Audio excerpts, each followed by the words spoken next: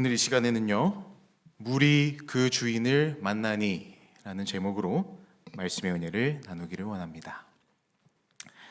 함께 요한복음 2장에 있는 말씀을 함께 나누도록 하겠습니다.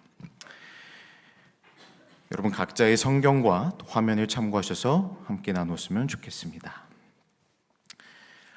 요한복음 2장 1절에 있는 말씀을 제가 읽도록 하겠습니다. 2장 1절입니다.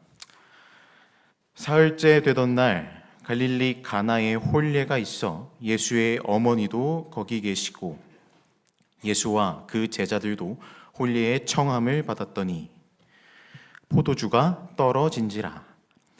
예수의 어머니가 예수에게 이르되 저들에게 포도주가 없다 하니. 6절입니다. 거기에 유대인의 정결 예식을 따라 두세 통 드는 돌항아리 6이 놓였는지라. 예수께서 그들에게 이르시되 항아리에 물을 채우라 하신즉 아기까지 채우니 이제는 떠서 연회장에게 갖다 주라 하시매 갖다 주었더니 연회장은 물로 된 포도주를 맛보고도 어디서 났는지 알지 못하되 물도온 하인들은 알더라. 오늘 본문의 말씀에서 예수님은 지금 어디에 참석을 하셨습니까? 혼례, 혼인 예배와 또 잔치가 열리는 장소에 계셨습니다. 어머니였던 마리아와 또 제자들과 함께 그 혼례에 참여하신 하객이셨지요. 잔치, 여러분 이 잔치라는 것에 꼭 필요한 것이 있다면 무엇일까요? 잔치를 할 때 필요한 것은 무엇이겠습니까? 우선 잔치를 하려면 그 잔치를 열 수 있는 주최자가 필요할 것입니다. 그 잔치의 주인공, 잔치를 여는 사람, 결혼잔치든 생일잔치든 돌잔치든 그 잔치의 주인공이 필요할 것입니다. 그 주인공만 있어서 잔치가 될까요? 아니죠. 이 잔치에는 하객들, 그 주인공을 축하해 줄 수 있는 이 손님들이 필요할 것입니다. 또 무엇이 필요합니까? 그 손님들에게 먹일 음식이 필요합니다. 그냥 음식이 아니라 아주 맛있는 음식. 이 손님들이 이 잔치에 참석하길 너무 잘했다라고 느낄 수 있는 맛있는 음식이 필요할 것입니다. 작년 이맘때쯤에 있었던 일입니다. 제가 중화동으로 이사 온 지 얼마 안 되었을 때였어요. 여러분, 이 친한 친구가 이사를 가게 되면은 뭘 해야 합니까?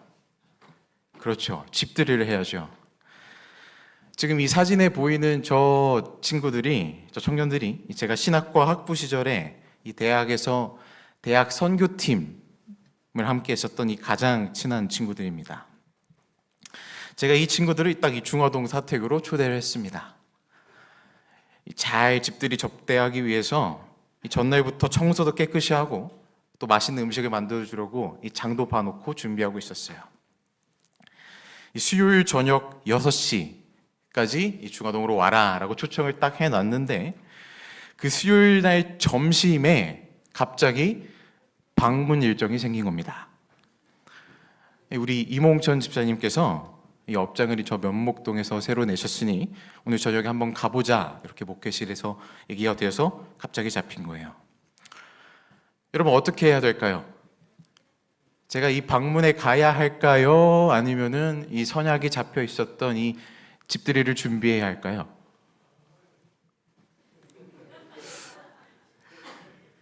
이 집들이를 다른 날로 미뤄야 할까요? 지금이 몇 명입니까? 10명이 넘는 사람들이 시간을 맞춘 것인데 저는요 이 두 개 다 놓치고 싶지가 않았습니다. 그래서 일단 먼저 이 사진 중에 한 명의 친구에게 전화를 걸어서 먼저 집에 와라 라고 부탁을 했어요. 6시 전에 먼저 집에 와라.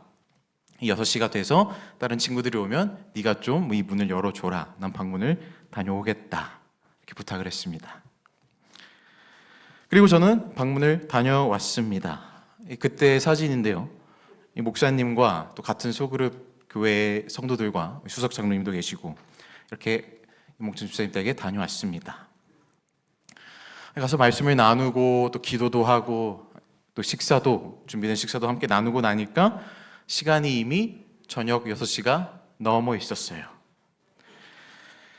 마치고 나서 이 집으로 돌아와 보니까 어떻게 되어 있었을까요? 이 친구들끼리 그냥 자기들끼리 주인이 있든지 없든지 상관없이 음식 시켜 먹고 잘 놀고 있더라고요.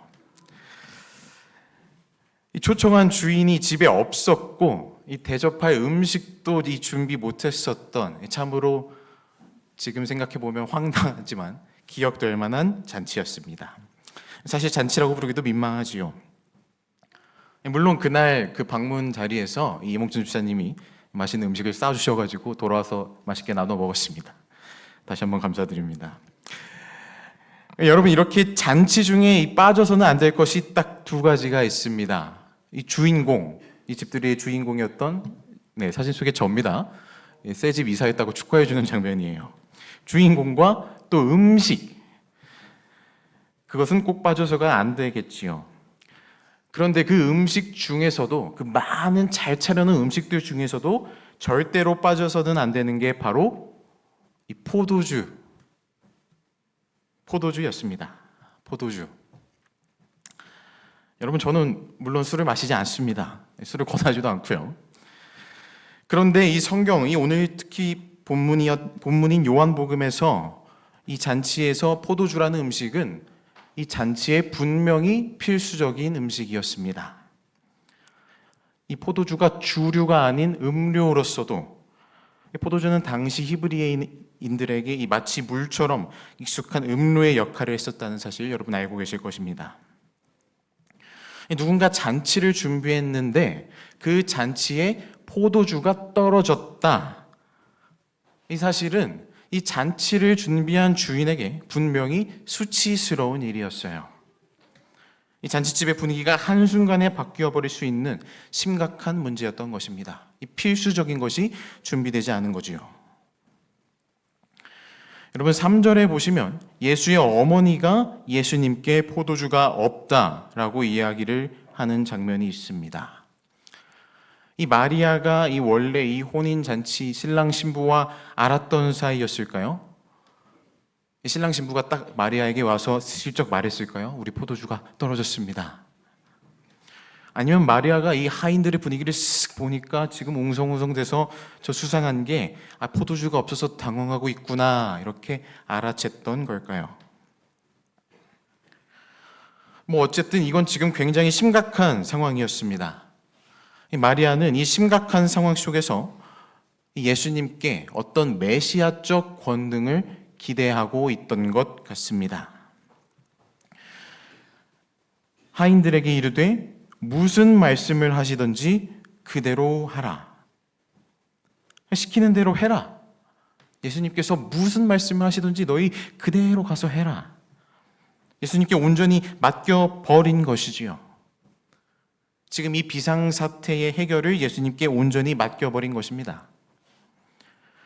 마치 어머니의 모습이 아니라 이 그리스도를 믿고 있는 한 믿음 좋은 신자의 모습 같지 않습니까? 결론적으로 예수님은 이 물을 포도주로 바꾸시는 기적을, 마리아가 기대했던 메시아적 권능을 보여주십니다. 그렇다면 우리는 이 놀라운 사건 속에서 과연 무엇을 발견해야 할까요? 이 요한복음 2장, 이 포도주 사건의 키워드인 이 물과 이 포도주가 과연 무엇을 의미하는가에 대해서는 이 학자들마다 이 견해가 조금씩 다릅니다. 저 포도주를 성령 하나님을 상징한다, 이렇게 해석하는 학자들이 있고요. 또 저 포도주를 예수님이 장차 흘리실 십자가의 보혈을 의미한다라고 이야기하는 사람들도 있습니다. 저 물이 포도주로 바뀐 그 이적, 그리고 그 포도주가 상징하는 상징성, 무엇이 맞는지를 알기 위해서는 우리가 반드시 던져야 할 질문이 한 가지가 있어요. 그 질문은 바로 이것입니다. 왜 결례통이었는가? 예수님께서 이 첫 표적을 보여주셨는데 왜 결례통에다가 물을 채우라고 하셨는가? 6절에서는 분명히 기록합니다. 정결 예식을 따라 두세 통 드는 돌 항아리 6이 놓였는지라. 여러분 한번 천천히 생각해 보십시오. 지금 이 잔치집에 포도주가 떨어졌으면 그 떨어진 포도주 통에다가 이 물을 부으라고 해서 그것을 포도주로 바꿔주심이 타당할 것입니다. 그렇죠? 그런데 예수님은 굳이 그 포도주 통이 아니라 결례통에다가 이 돌 항아리에다가 물을 채우라고 하신 후에 포도주로 바꿔주시는 쪽을 선택하셨어요. 여러분, 이곳에 기록된 결례통, 이 돌 항아리는 무엇입니까? 이 당시의 풍습에 따라서 이 잔치에 참여하는 사람들의 손을 씻을 물은 수단입니다. 그 사람이 마실 수 있는 식수를 담아놓는 통이 아닌 것이에요. 씻는 물을 담아놓은 통입니다. 마치 욕조나 오늘날의 수도꼭지처럼 말이죠. 그럼에도 예수님은 이 결례통에다가 물을 아구까지 채우라고 명령을 하십니다. 그렇다면 이 결례통, 이 돌 항아리 6개가 상징하는 바는 과연 무엇일까요? 어떤 학자들은요, 이 돌 항아리 6개, 저 6이라는 숫자에 초점을 맞추어서 해석을 하기도 합니다. 여러분, 성경에 다양한 숫자들이 등장하는데 성경에서 숫자 6이 상징하는 의미를 조금 알아보아야 할 필요가 있습니다. 숫자 6, 우리가 완전수인 7, 7째 날 안식일 완전수인 7에서 하나가 모자란 숫자가 바로 6이지요. 성경에서 이 6이라는 숫자는 불완전, 혼돈이라는 단어와 밀접한 관련이 있는 그런 이미지를 가진 숫자입니다. 인간의 불완전함을 상징하였던 숫자였어요. 더욱이 이 숫자 6이라는 숫자는요, 하나님의 백성들이 가장 많이 괴롭혔던 이 바벨론, 그 바벨론 종교에서 가장 중요한 숫자가 바로 6이었습니다. 60은 이 바벨론 신들 중 최고의 신들의 숫자였어요. 여러분, 다니엘의 세 친구들이 절하지 않았던 그 느부갓네살의 그 금신상을 기억하시죠? 그 신상의 높이가 60규빗이었고 이 너비가 6규빗이었다고 기록합니다. 그들의 종교에서 60과 6이라는 숫자가 가지고 있는 이 상징성이 얼마나 높은지를 우리가 알 수가 있죠. 이 계시록에 보시면 이 마지막 때에 대하여 예언하는 말씀들이 쫙 기록되어 있는데 그 가운데서 이 짐승의 표와 관련된 이 사람의 수가 666이라고 기록합니다. 이 숫자 6은 성경에서 그렇게 좋은 의미로서의 숫자가 아닙니다.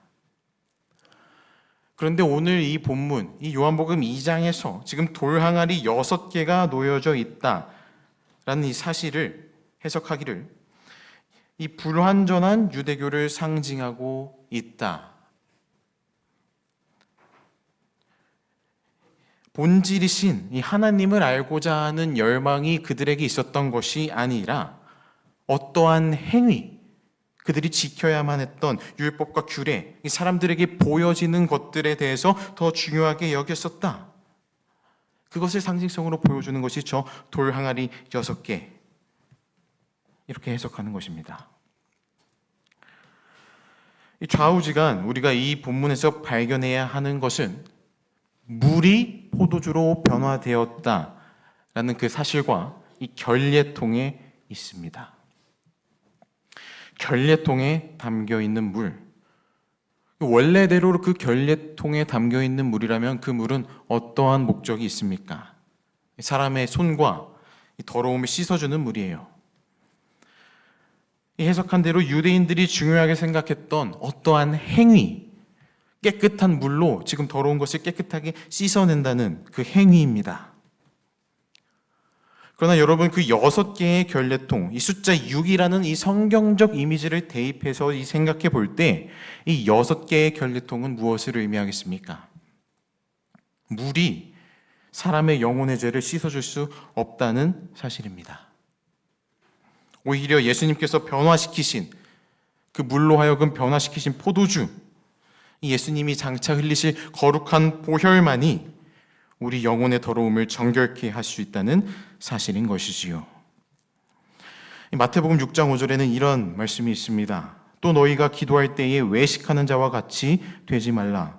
저희는 사람에게 보이려고 회당과 큰 어귀에 서서 기도하기를 좋아하느니라.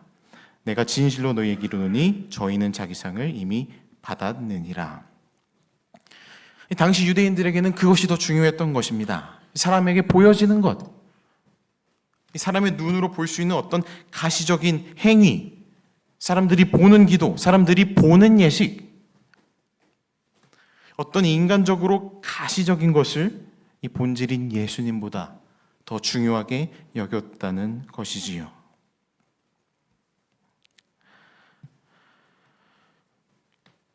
여러분, 오늘 이 요한복음 2장, 이 혼인잔치의 이야기, 그리고 그곳에서 우리가 꼭 발견해야 할 질문, 왜 결례통이었는가? 이 결례통의 물은요, 분명히 이 구약의 양 잡는 제도나 율법이나 규례 등을 내포하고 있을 것입니다. 그런데요, 그런 것들로는 우리의 죄를 해결할 수가 없어요. 우리가 살아가면서 끊임없이 짓는 죄, 우리 영혼의 죄, 그 더러운 죄를 해결할 수가 없습니다. 오늘 이 요한복음 2장에서 말하고자 하는 것은 이것들을 모두 대체할 것이 바로 예수 그리스도의 십자가 사건임을 보여주고 있는 것입니다. 십자가에서 보혈을 직접 흘리신 그 사건이지요. 구약을 대체한 신약, 율법을 대체한 복음, 양의 희생을 대체한 그리스도의 희생을 의미하는 것입니다. 여러분, 왜 결례통이었는가라는 질문의 답은 이렇습니다. 만일 떨어진 포도주 통에다가 물을 부어서 그것에서 직접 포도주로 만들어 주셨다면 어떤 대체의 의미를 부여할 수가 없겠지요. 우리를 씻어내는 것이, 이 죄로 인해 더럽힌 우리의 영혼을 깨끗게 하는 것이 다른 어떤 율법, 사람들이 생각하는 규례, 그런 것들이 아니라 오직 그리스도의 보혈이라는 사실입니다. 우리의 죄를 씻기는 주의 보혈에 대하여 말씀하시기 위하여 예수님은 이 결례통에다가 물을 부은 후에 포도주로 대체하신 것입니다. 그리스도께서 혼인잔치에서 주신 선물은 한 상징이었다. 포도주는 세상의 죄를 위하여 흘리신 그리스도의 피를 상징한다. 여러분, 분명히 이 포도주는 이 그리스도의 피를 상징합니다. 예수님께서 그 가나의 혼인잔치 속에서 예수님의 사랑의 표징이었던 이 포도주를 통해 자신을 나타내시고 계신데, 지금 그 잔치에 참석한 사람들은 그저 왜 이렇게 좋은 포도주를 왜 이제야 꺼내놓으냐?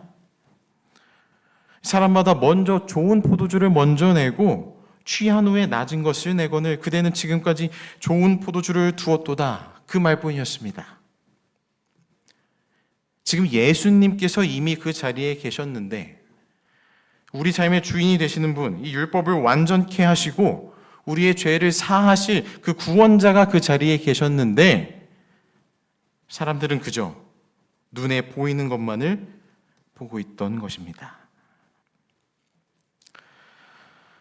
사랑하는 중화동교회 모든 성도 여러분, 이 시간 간절히 소망하기는 오직 예수님의 보혈로서 우리가 구원을 받았다는 사실을 다시 한번 기억하시길 바랍니다. 그 보혈을 흘리신 분이 다른 곳에 있는 것이 아니라 저 잔치 속에 직접 참여하셨던 것처럼 우리가 살아가는 이 세상 속에 함께하고 계시다는 사실 꼭 기억하시기를 간절히 소망합니다. 요한은요, 이 혼인잔치에 대해서 이렇게 정리를 합니다. 예수께서 이 첫 표적을 갈릴리 가나에서 행하여 그의 영광을 나타내심에 제자들이 그를 믿으니라.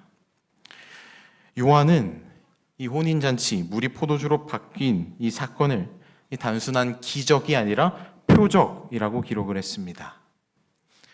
여러분, 기적과 표적은 분명히 다릅니다. 기적은 그냥 놀라운 일, 초자연적인 현상에 그친다면 이 표적은 그 놀라운 기적 속에서 영적 의미를 찾아낼 수 있어야 하지요. 이 요한복음 2장 이 혼인잔치의 이야기 속에서 예수님은 이 기적을 만들어내시는 기적 시혜자가 아닙니다. 포도주가 떨어져서 그 잔치에서 수치를 당한 위기에 처해진 이 한 가정의 체면을 세워주신 그런 기적 시혜자가 아니세요. 그냥 물로 포도주를 만드셨다, 그렇게 끝나버리는 이야기가 아닙니다. 이 기적보다 우리가 더 발견해야 할 진리는 예수 그리스도가 죄를 정결케 하셔서 우리를 구원으로 인도하실 우리의 구세주이시다라는 사실일 것입니다. 예수님은 자신이 이 세상에 내려오신 그 목적을 보여주시기 위하여 가나의 혼인잔치 표적을 보여주셨습니다. 성도 여러분께 질문하고 싶습니다. 여러분은 이 예수님을 오늘날 어떤 분으로 알고 믿고 또 누리고 계십니까? 여러분 열심히 신앙생활 하시지요. 열심히 교회 나오시고 말씀을 읽으시고 예수님의 이름으로 기도하시지요. 그런데 그 예수님의 이름이 여러분에게 과연 어떤 의미이십니까? 예수님이 정말 여러분의 진정한 주인이 되시는 여러분의 구세주이십니까? 그저 내 건강과 생활과 내 삶의 현실의 모든 문제를 해결해 주시는 기적을 바라는 그 기적 시혜자로만 예수님을 알고 살아가고 있지는 않으십니까?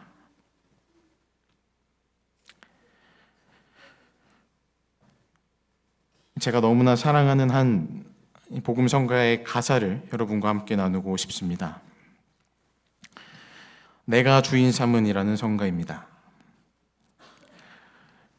내가 주인 삼은 모든 것 내려놓고 내 주 대신 주 앞에 나가. 내가 사랑했던 모든 것 내려놓고 주님만 사랑해. 여러분, 세상은 이야기합니다. 내가 주인 삼은 것들이 많아야 이 세상을 살기가 편하다고 이야기해요. 내 인생의 주인공은 바로 나. 내 집, 내 차, 내 재산, 내 가족과 내 인간관계, 내 감정과 생각과 내가 지식, 내가 가진 모든 지식, 내가 주인 삼은 것들이 많아야 한다고 세상은 이야기합니다. 그래야 좋은 삶, 살아가기 편한 삶이라고 세상은 가르쳐요. 그러나 여러분, 오늘날 우리만큼은 저 예수의 보혈을 믿고 십자가를 믿고 있는 우리만큼은 우리가 주인 삼은 것을 쳐다보기보다는 예수님을 나의 주인 삼은 그런 사람들이 되기를 간절히 소망합니다. 예수님을 내 주, 나의 구세주로 삼는 그런 삶을 사는 성도들이 되시기를 간절히 소망합니다. 여러분, 오늘 말씀의 제목이었던 물이 그 주인을 만나니, 그 주인을 만나니라는 저 표현은요, 제가 만든 표현이 아닙니다. 19세기 케임브리지 대학의 종교학 과목 시험 시간에 한 문제가 출제됐습니다. 문제는 이것이었어요. 물을 포도주로 바꾼 예수님의 기적에 대해 논하라.